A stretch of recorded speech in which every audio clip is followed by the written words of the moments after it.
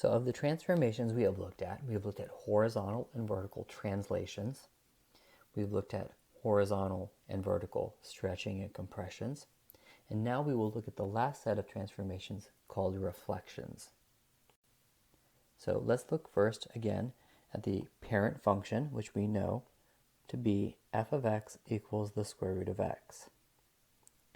Now the question is, what happens if we change the sign of the input before we apply our parent function?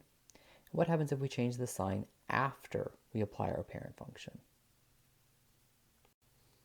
So let's take a look. In our parent function, we can use the same guide points we had been.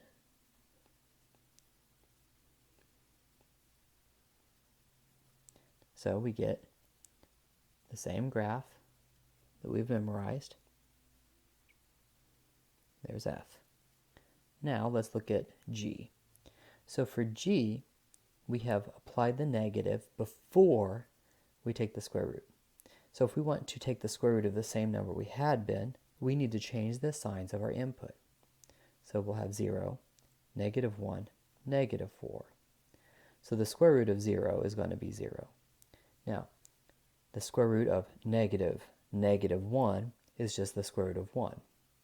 The square root of -4 is going to be the square root of 4, which is 2. So you'll notice that the x values have changed signs between our parent function and our transformed function. What happens here is that all of our points are reflected about the y-axis. So a reflection about the y-axis occurs, and that's because our inputs are changing signs. Now, if we look at our next function, h, our outputs change from our parent function, not our inputs. So we'll use the same x values, but now our outputs are changing sign. So negative square root of 0, negative square root of 1, so the square root of 1 is 1, make it negative.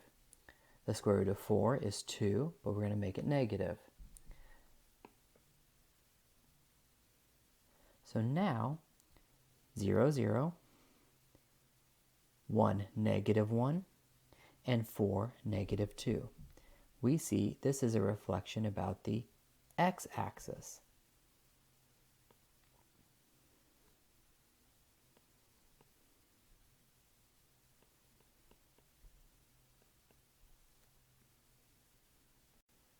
So let's write these in terms of the parent function.